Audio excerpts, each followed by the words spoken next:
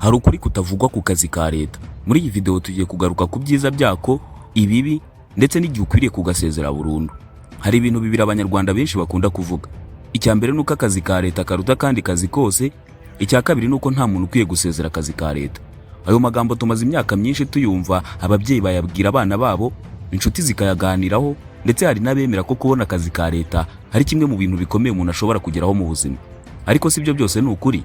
Ese kuki hari abantu bafite akazi ka leta bamaze imyaka 10, 15 cyangwa 20 bagikodesha inzu babamo, bakaba bafite imyenda bananiwe kwishyura kandi bagakomeza kubaho bategereje umushahara wa buri kwezi? Kuki hari abandi bafashe icyemezo gikomeye cyo gusezera akazi ka leta bagatangira ubucuruzi cyangwa ibindi bikorwa, nyuma y'imyaka mike ubuzima bwabo bugahinduka ku rwego rutangaje?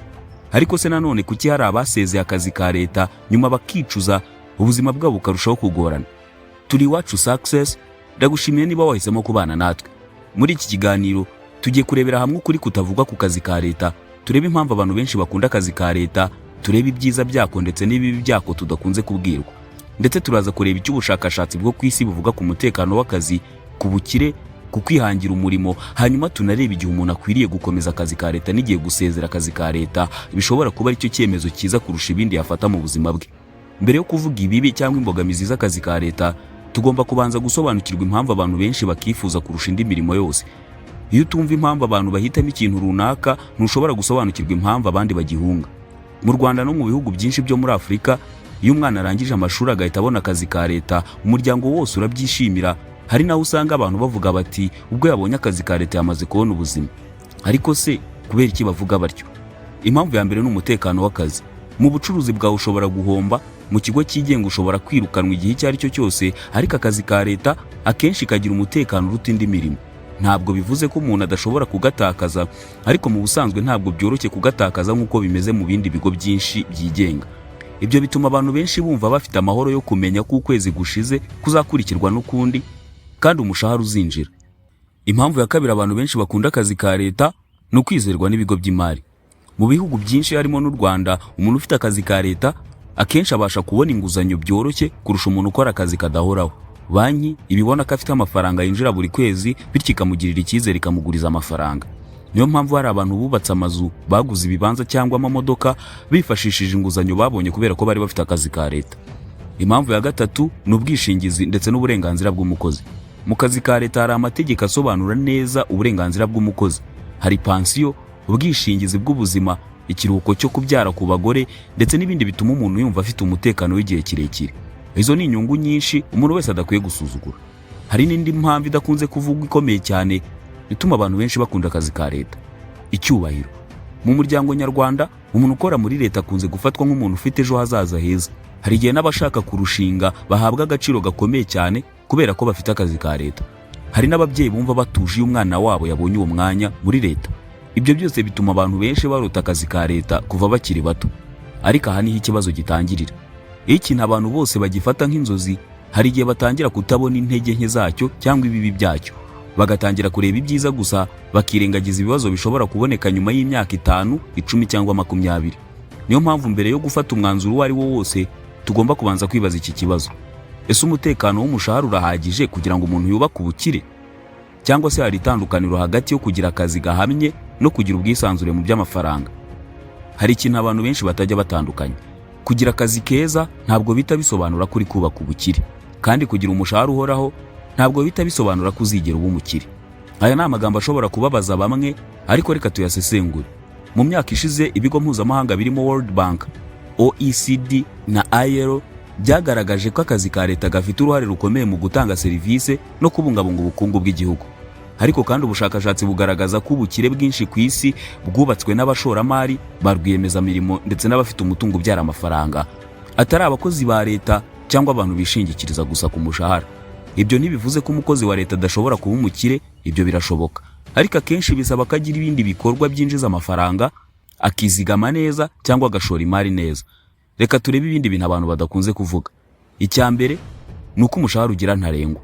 Niba umushahara wawe ari amafaranga runaka buri kwezi, ubusanzwe uza amafaranga menshi ushobora kubona mu mwaka. Niyo wazamurwa mu ntera, akenshi izamuka riba rifite umupaka. Ibi bitandukanye n'umuntu ufite ubucuruzi cyangwa ishoramari. Ashobora kunguka make, ariko ashobora no kunguka inshuro nyinshi kurenza uko yabitekerezaga. Niyo mpamvu bavuga ko umushahara uguha ubuzima, ariko umutungo niwo ushobora kuguha ubwisanzure mu by'amafaranga. Icya kabiri ni igabanuka ry'ibiciro. Igabanuka ry'ibiciro rijya rigira umuvuduko uruta uw'umushahara. Abantu benshi bishimira kongererwa umushahara, ariko ikibazo ni iki? Ese ibiciro ku isoko byo byazamutse ku rugero rungana iki? Niba umushahara wawe warazamutseho 5%, ariko ibiciro by'ibiribwa, ubukode n'ibikomoka kuri peteroli bikazamukaho 10 cyangwa 15%, mu by'ukuri ubushobozi bwawe bwo kugura no guhaha buba bwaragabanutse cyane. Ni nk'aho ahubwo umushahara wawe uba waragabanutse. Niyo mpamvu hari abantu bavuga bati, ninjiza amafaranga menshi kurushaho ninjizaga mu myaka 5 ishize, ariko mbona mbayeho nabi kurusha icyo gihe. Si uko amafaranga yabo yagabanutse, ahubwo nuko agaciro k'ayo mafaranga kagabanutse. Icya gatatu, hari igihe umutekano uba umutego. Abantu benshi bakunda umutekano, kandi ibi ni ibintu bisanzwe. Ariko hari igihe umuntu amara imyaka myinshi mu kazi atagakunda, ariko akaba atapfa kugasezera uko yiboneye, ndetse akaba atanagerageza ikindi kintu kubera gusa ko atinya gutakaza umushahara buri kwezi. Buhoro buhoro imyaka ikagenda ishira, inzozi ze zikaguma ari inzozi. Ntabwo ari uko nta bushobozi afite, ahubwo nuko ubwoba bwo kuva hamenyereye bumurusha imbaraga. Abahanga mu mitekerereze bavuga ko umuntu ashobora kumenyera ubuzima butamushimisha igihe cyose bumwemerera kumva afite umutekano. Niyo mpamvu hari abantu bavuga bati, maze imyaka 15 nkora aka kazi, ariko nta kintu gifatika nagakuyemo. Ibyo ntibivuze ko uba ugomba guhita usezera ako kazi, bivuze gusa ko umuntu akwiriye kwibaza ikibazo gikomeye. Ese ndi hano kubera ko nkunda aka kazi, cyangwa nkarimo kubera ko ntinya impinduka? Kandi icyo kibazo nta wundi ushobora kugisubiza atari wowe. Gusa hari ibintu akazi ka leta kadashobora kuguha. Mbere yo kwinjira mu bintu akazi ka leta kadashobora kuguha kandi abantu bose bakenera, ugomba kubanza gusobanukirwa ko akazi ari isoko y'amafaranga, ariko buri gihe kataba isoko y'ubukire. Hari itandukaniro rinini hagati yo kwinjiza amafaranga no kubaka umutungo cyangwa kuba umukire. Niyo mpamvu tugiye kureba ibintu bitanu akazi ka leta kadakunda guha umuntu, keretse yagasezeye burundu. Icya mbere ni ubwisanzure ku gihe cyawe. Iyo uri umukozi, hari amasaha ugomba kubahiriza, hari aho ugomba kuba uri n'igihe ugomba kuba uhari, hari igihe ugomba kuhagerera n'igihe ugomba gutahira. Niyo waba ukunda akazi kawe, igihe cyawe kigengwa n'inshingano z'akazi. Ariko umuntu ufite ubucuruzi cyangwa ishoramari rikuze, hari igihe ashobora guhitamo igihe akora n'igihe aruhuka. Siko buri bucuruzi buba bumeze, cyane cyane mu ntangiriro, ariko uko bugenda bukura burushaho guha nyirabwo ubwisanzure bwinshi ugereranyije n'akazi ka leta. Icya kabiri ni amahirwe yo kongera amafaranga nta mupaka. Reka dutekereze ku bantu babiri. Umuntu wa mbere afite umushahara uhoraho, umuntu wa kabiri afite ubucuruzi. Umukozi ashobora kongerwa umushahara rimwe mu gihe runaka cyangwa akazamurwa mu ntera, ariko ibyo biba bifite imipaka. Ku muntu ufite ubucuruzi, yabonye abakiriya benshi cyangwa akagura ibikorwa bye, amafaranga yinjiza ashobora kwiyongera cyane. Birumvikana ko ashobora no guhura n'igihombo. Niyo mpamvu ubucuruzi butajyana n'umutekano nk'uw'akazi ka leta gatanga. Icya gatatu ni ownership, cyangwa kugira icyo wita icyawe. Hari ikintu gitangaje. Ushobora gukora imyaka 30 mu kazi, ariko igihe uvuye muri ako kazi ugasanga ibyinshi wakoze bisigara muri ako kazi cyangwa bigasigara muri icyo kigo wakoragamo. Ariko iyo wubatse ubucuruzi bwawe, ikirango cyawe cyangwa umutungo wawe, uba uri kubaka ikintu gishobora no gukomereza ku muryango wawe. Ibi nibyo bituma abantu benshi bavuga ko kubaka umutungo ari urugendo rutandukanye cyane no gukora akazi. Icya kane, passive income. Abantu benshi bumvira ijambo ariko ntibarisobanukirwe neza.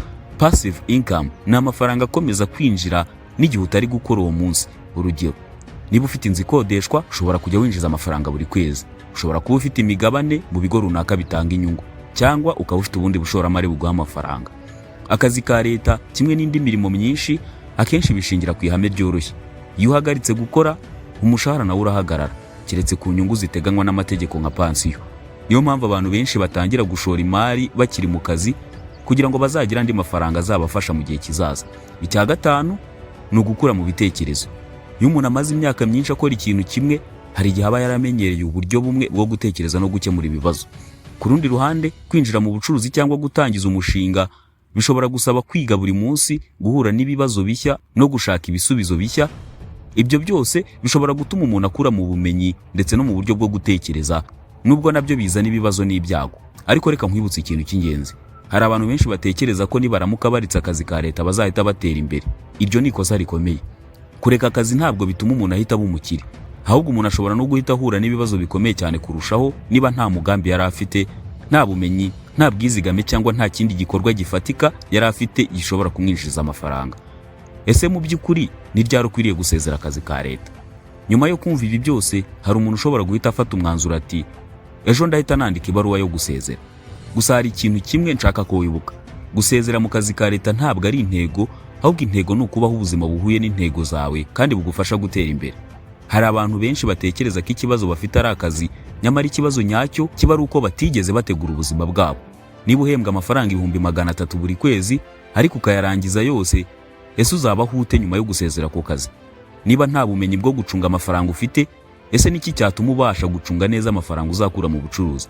Icyemezo cyo kureka akazi ntabwo gihindura ubuzima, ibyo wakoze mbere y'icyo cyemezo nibyo bibuhindura. Niba ushaka kuzava mu kazi ka leta ukajya mu bundi buzima, banza wubake ikiraro mbere yo gusenya icyo uhagazeho. Banza uzigame, banza wige, banza ugerageze uwo mushinga wawe ukiri muri ako kazi. Niba amategeko abikwemerera, banza urebe niba ushobora kwinjiza amafaranga hanze y'umushahara. Nugeraho amafaranga y'undi mushinga wawe atangiye kukurengera cyangwa se nibura akaguha icyizere cyo kubaho, nibwo ushobora gutangira gutekereza ku ntambwe ikurikiraho yo kureka akazi ka leta.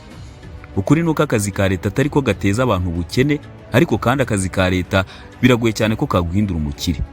Ikigene ejo hazaza hawe si uko ukora gusa, ahubwo n'ibyo utekereza, n'uburyo ucunga amafaranga, n'ubushake bwo gukomeza kwiga, n'ubushake bwo gushora imari, n'ubushake bwo kubaka umutungo uzagukorera n'igihe wowe utagikora. Kuko hari n'abakire bari muri leta, hakaba abakene bari muri leta, hakaba abakire bari mu bucuruzi, hakaba n'abakene bahombejwe n'ubucuruzi. Ibi bitwereka ko ikibazo atari aho umuntu akorera, ahubwo ikibazo nyacyo ni uburyo akoresha amahirwe afite. Niba ukora muri leta, ntukumve ko ubuzima bwawe bwarangiye cyangwa se kutazigera utera imbere, ahubwo jya ubona umushahara wawe nk'igishoro aho kuwufata nk'iherezo ry'urugendo. Niba nawe utekereza kuzava mu kazi ka leta, ntukabikore kubera umujinya cyangwa kukinubira umunaniro cyangwa amagambo y'abandi. Bikore kubera ko ufite umugambi usobanutse, ubushobozi bwo kwihangana n'uburyo bwo kubaho n'igihe ibintu byose byaba bitagenze neza nk'uko wabitekerezaga. Kuko amaherezo ubukire ntabwo buturuka ku kazi ukora, ahubwo buturuka ku byemezo ufata buri munsi. Ndagushimiye wowe wabanye natwe kugeza ku musozo.